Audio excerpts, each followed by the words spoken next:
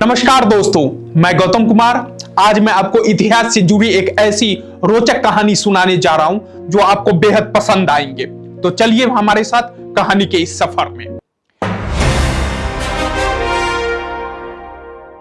टीपू सुल्तान भारत के एक महान शासक और बहादुर योद्धा थे, जिनका जन्म मैसूर राज्य के शाही परिवार में हुआ था। उनके पिता सुल्तान हैदर अली भी एक शक्तिशाली शासक थे।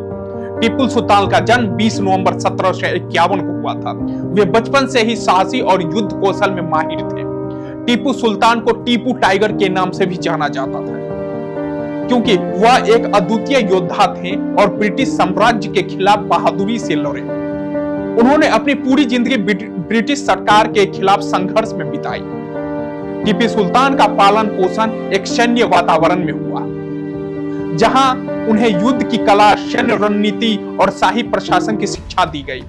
जब वे मात्र 15 वर्ष के थे, तब उन्हें पहली बार युद्ध में भाग लेने का मौका मिला। टीपू सुल्तान के पिता हैदर अली ने अंग्रेजों के खिलाफ कई युद्ध लड़े थे और टीपू ने अपने पिता की विरासत को आगे बढ़ाने के लिए 1780 में टीपू सुल्तान ने ब्रिटिश साम्राज्य के खिलाफ अपनी पहली बड़ी जंग लड़ी, जो दूसरी अंगल मैसूर युद्ध के रूप में जानी जाती है।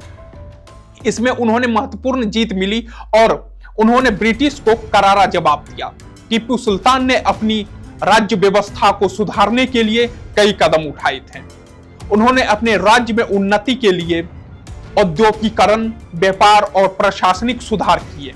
वो हमेशा अंग्रेजों के खिलाफ अपनी स्वतंत्रता की रक्षा के लिए तत्पर रहते थे। टीपू सुल्तान की वीरता का सबसे बड़ा उदाहरण उनकी मृत्यु है।